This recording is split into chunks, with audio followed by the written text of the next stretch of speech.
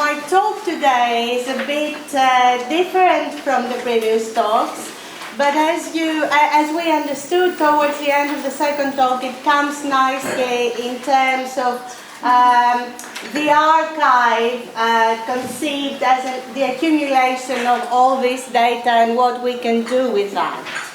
So when Ross asked me to present the paper, she asked me in particular to give a theoretical flavor, my work with Foucault and how we can conceptualize archaeology,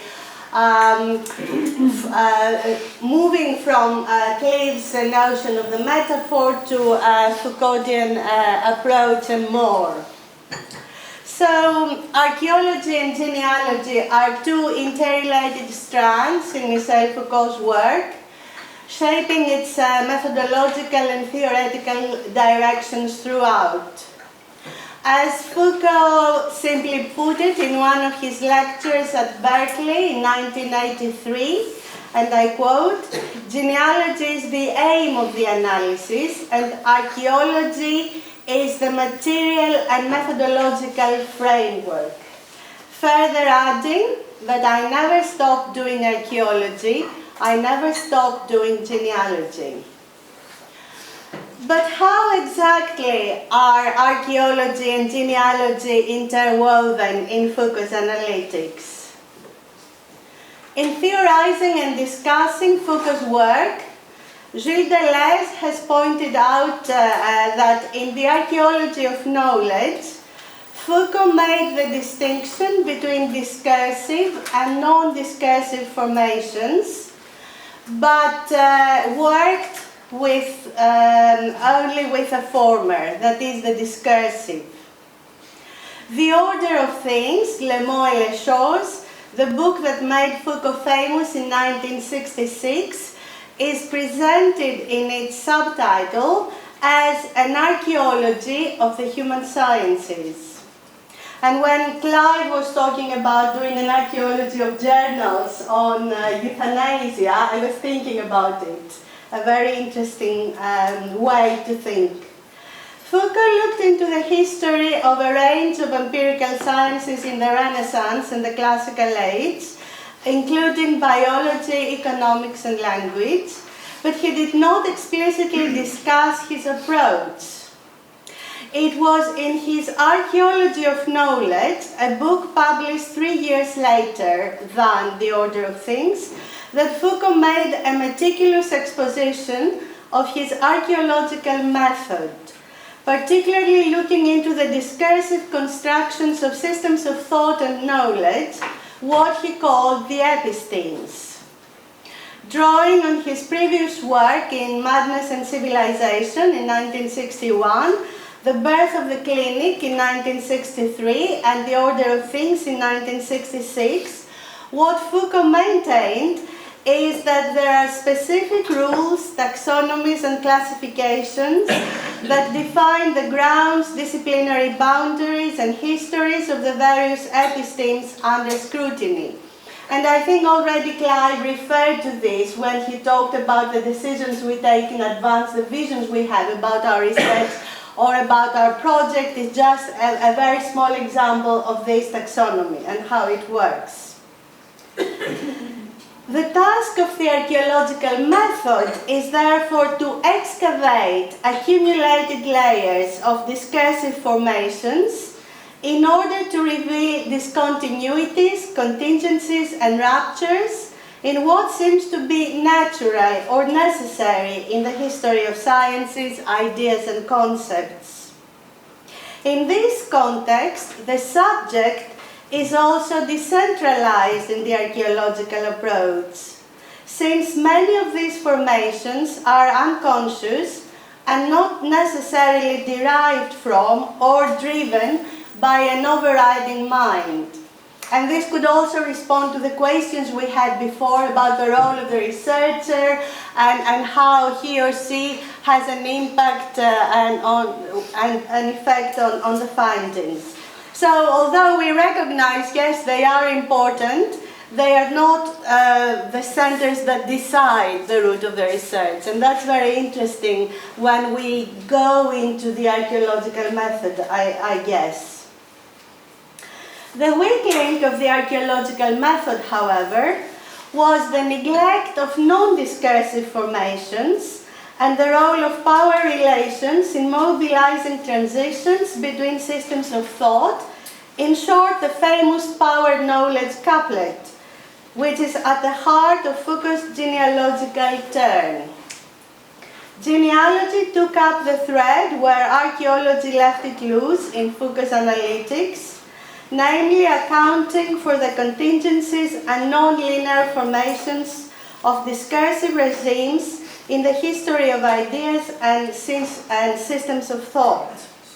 But since our topic today is archaeology, as a material and methodological framework, I won't expand on genealogy, although we can return to their link in the discussion afterwards.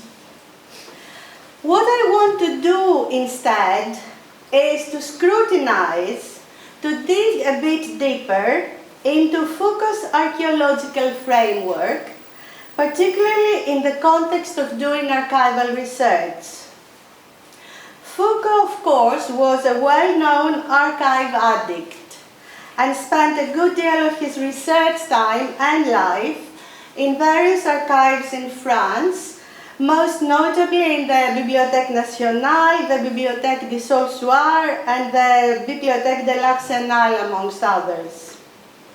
But while a lot has been written about his genealogical approach and archaeological method, the minutiae and micro-practices of his archival work have been mostly overpassed in the existing and ever-thriving bodies of Foucauldian literature. Foucault himself wrote very little about the nuts and bolts of his archival work. However, we know something about his visceral excitement when reading a record of internment in the beginning of the 18th century at the Bibliothèque Nationale. It would be hard to say exactly what I felt when I read these fragments, he wrote. No doubt, one of these impressions that are called physical, as if there could be any other kind. I admit that these short stories, suddenly emerging from 2.5 centuries of silence, stirred more fibers within me than what is ordinarily called literature, without my being able to say, even now, if I was more moved by the beauty of that classical style, draped in a few sentences around characters that were plainly wretched, or by the excesses, the blend of dark stubbornness and rascality of these lives, whose disarray and relentless energy one senses beneath the stone-smooth words. You see how nicely he talks in using archaeological metaphors. And what he also conveys in this little paper, Lives of Infamous Men, which is one of my favorites, is the excitement of the archaeologist. Imagine the archaeologists when with their brush they reach something precious and they suddenly start imagining what else could be related to it. I'm not sure how this excitement, of course, relates to when you're working with a machine, but I guess it does, because when you go back and try to, for example, look into the ambiguity of words or understand something about something that was interesting, then you might have this moment. However, as Foucault humbly admitted, his subsequent analysis of these texts was dry, and the dream to restore their intensity failed.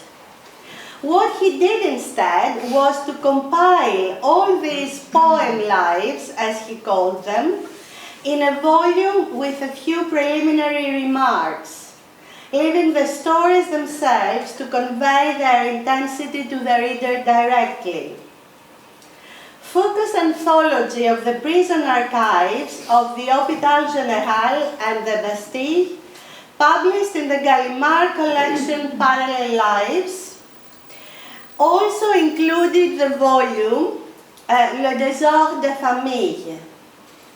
This was a collection of lettres de cachet, that is, letters signed by the French king enforcing the incarceration of people whose families had asked that they be imprisoned or confined in asylums. So I had a husband, I didn't like him, I would write to the king, he's mad, take him away. Foucault co-edited this volume with the historian Arlette Farce, who has written beautifully about the art of doing archival research.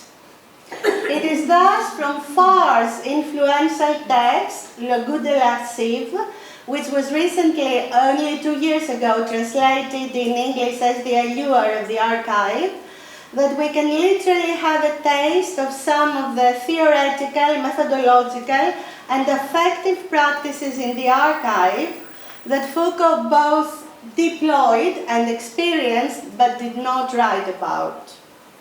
More importantly, it is from Farce's work that our overall archival sensibility vis-à-vis great documents, subsumed life stories, and marginalized characters emerges.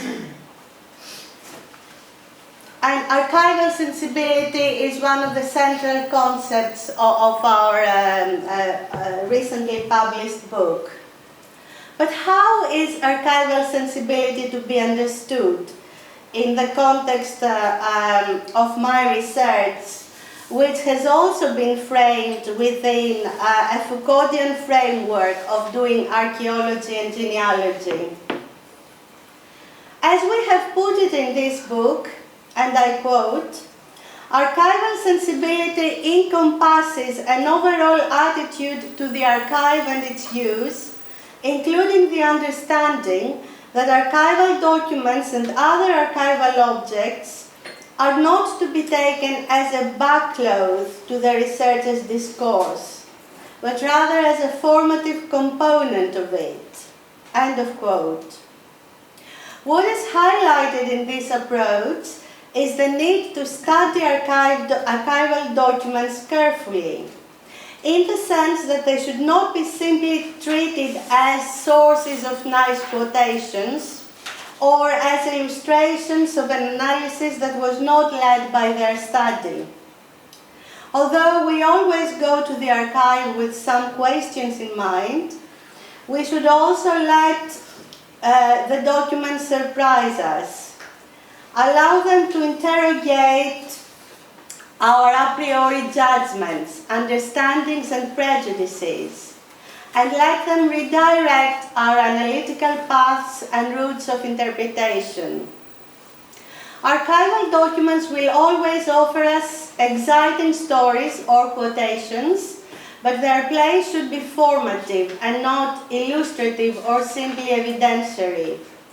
As Farce has speedily noted, and I quote, a quotation is never proof, and any historian knows that it is almost always possible to come up with a quotation that contradicts the one she has chosen. The same applies to the social scientist, I would definitely suggest. But there is more to the archival sensibility. Although archival documents are often assemblages of fragmented, broken, and discontinuous stories, traces of the past rather than representations or mirrors of it, their fragmentation is not to be continued in the researcher's discourse. On the contrary, we need to be sensitive to the lives of the documents found in the archive, try to understand and map the conditions of their possibility, and attempt to imagine their lives before and after our encounter with them. And I found your project very relevant to this. I find you are trying to trace these lives of this data, because this data, as I said before, for me, has already become an archive, and all these transcripts that you collect have become documents. And the way you carefully look at them and you try to map them and identify them and locate them is such an interesting, for me at least, archival project in itself.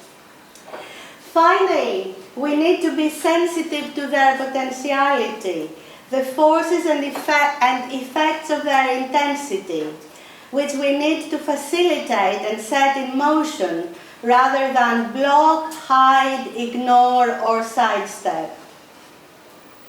Feeling Foucault's disappointment of having neutralized the visceral forces of the poetic lives he encountered in the archive, I have been similarly mindful of the danger of my own analysis stripping the intensity of the stories that I have excavated in the archive. Dangers of drying up my archival documents notwithstanding, I have tried to listen to some of the flickering voices that erupt from the archives by allowing their order of discourse to mingle with my own interpretation and understanding. In the light of these, I have adopted different strategies and tactics. Sometimes I have chosen to present some documents in their wholeness.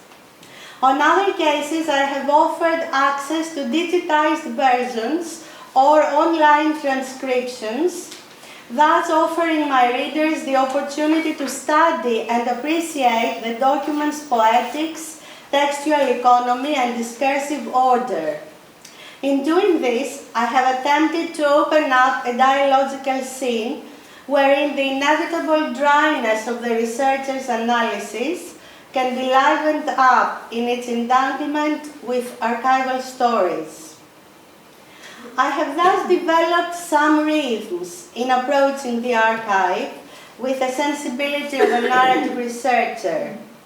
In doing this, I have challenged the idea that the analysis and interpretation of findings is done after our return from the archive, as Caroline Steedman has recently argued.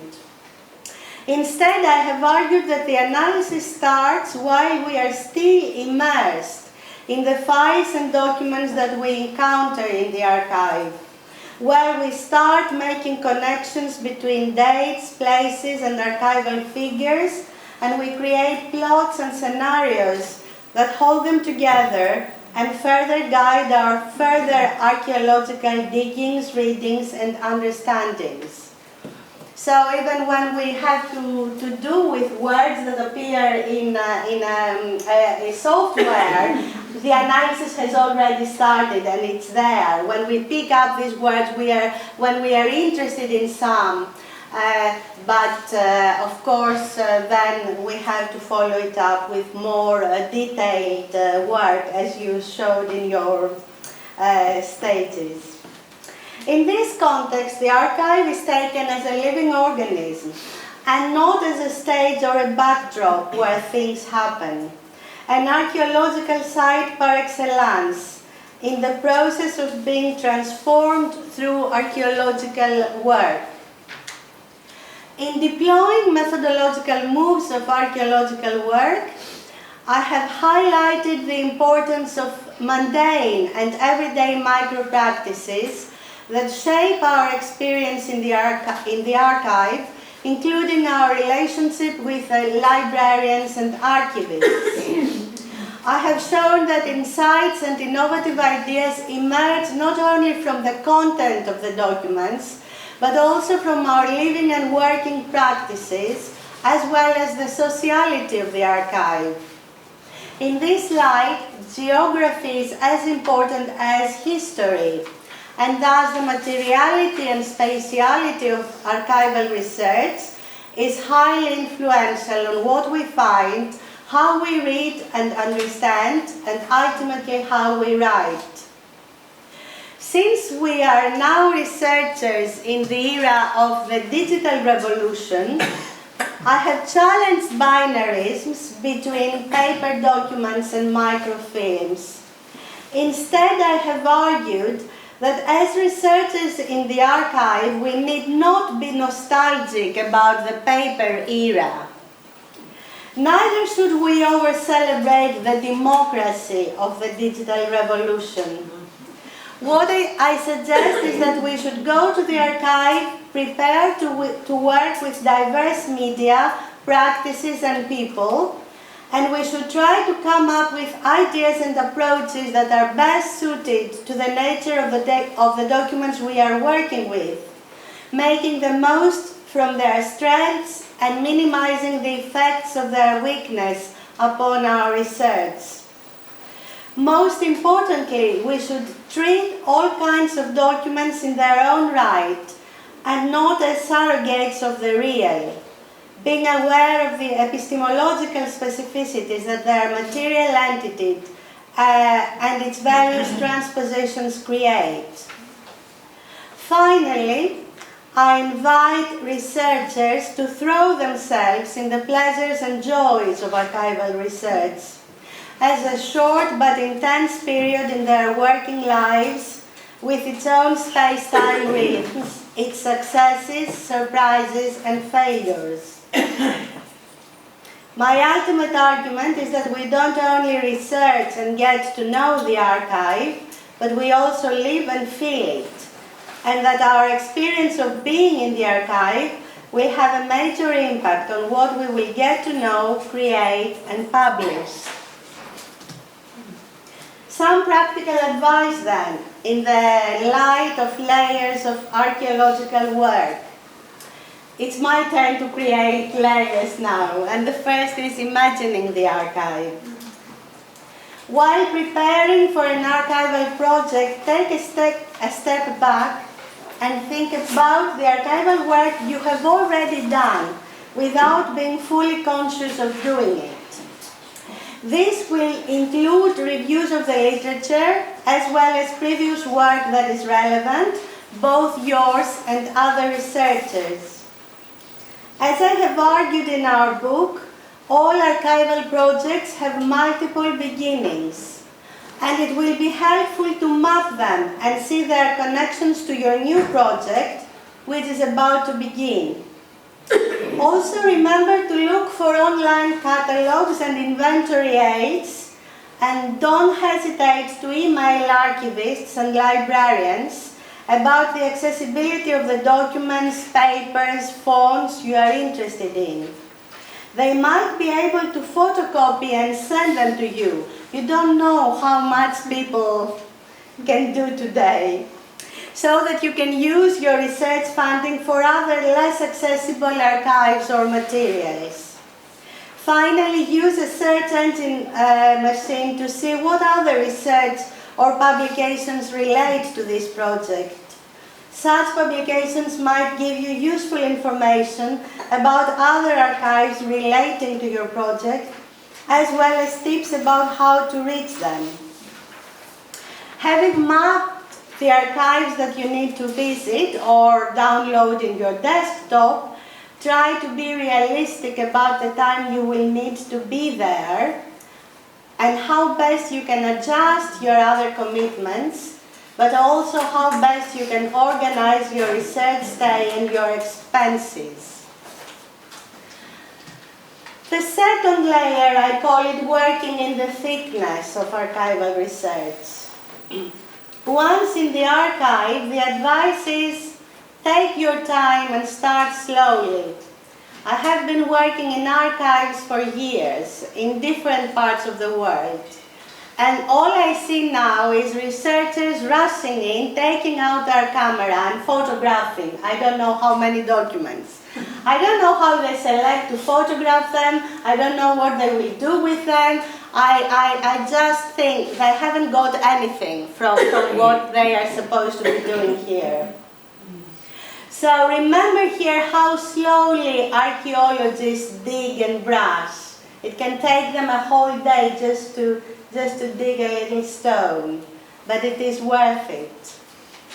You need to familiarize yourself with the archive before you can start synchronizing with its space-time rhythms Experiment with different desks, machines, and positions. Remember that space matters. It is at the point of feeling at home with the archive that narrative sensibility emerges as a useful approach. While in the process of reading your documents, some characters and plot lines will start emerging. Try to follow them as a way of creating an order and a system in the welter of information and data you will be surrounded by. A narrative scholar speaking here.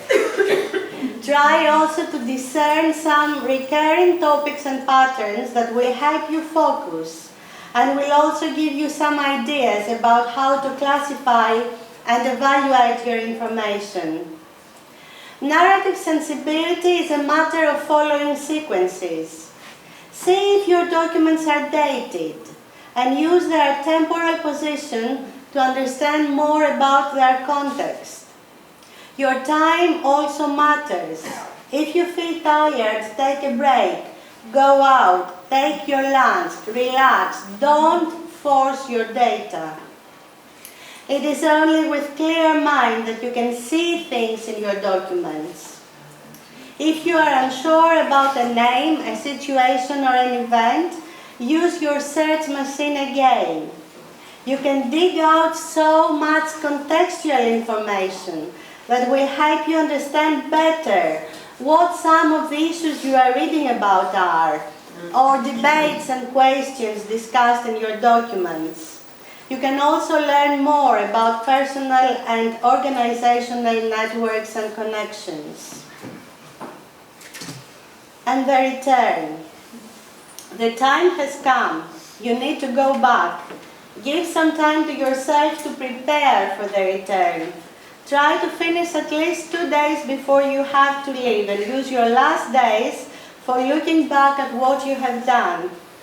This is where you can identify some crucial gaps that you have to check again before you go.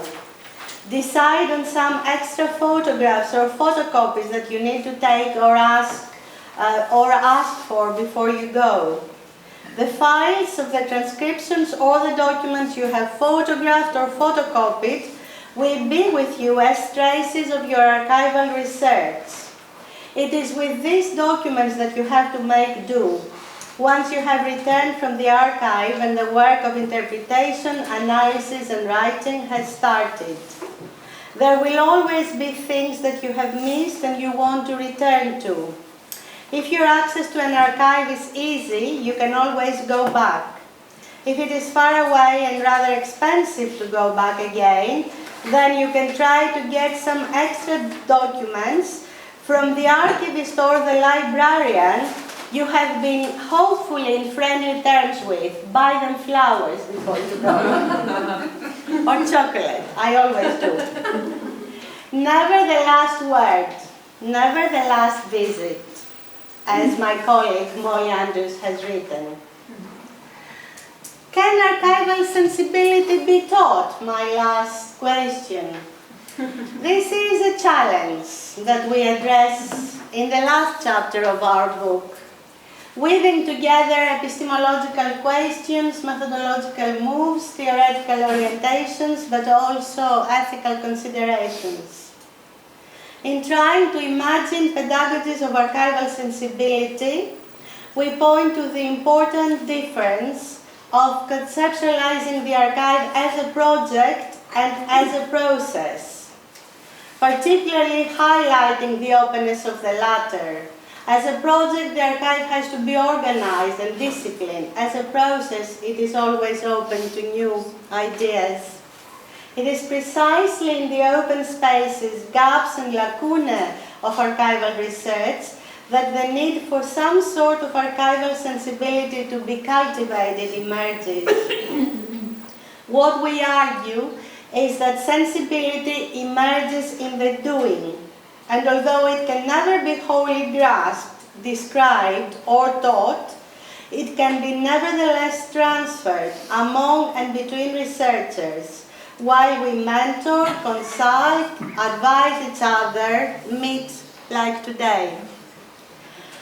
In the last concluding section of the book, we offer specific guidelines about how archival sensibility can be enacted in the process of the research through our close attentiveness to the documents themselves and the understanding that the research is to be guided by them and not by our a priori knowledges, as I have already noted.